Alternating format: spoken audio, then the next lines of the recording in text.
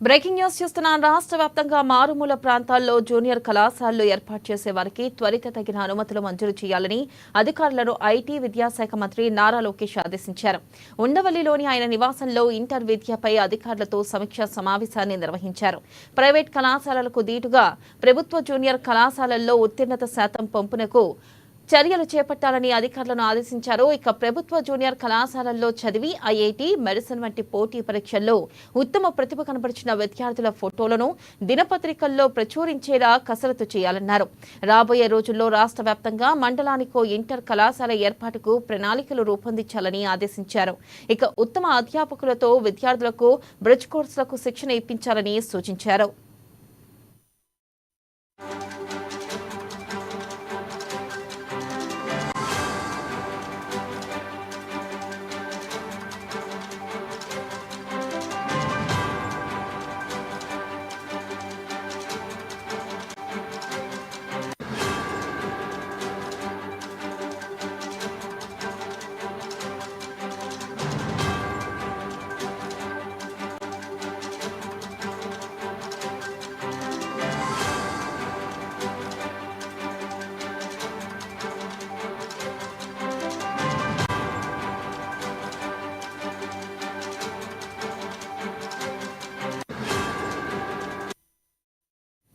Breaking news చూస్తున్నాం. రాష్ట్ర వ్యాప్తంగా మారుమూల ప్రాంతాల్లో జూనియర్ కళాశాలలు ఏర్పాటు చేసే వారికి త్వరితగిన అనుమతులు మంజూరు చేయాలని అధికారులను ఐటీ విద్యాశాఖ మంత్రి నారా లోకేష్ ఆదేశించారు.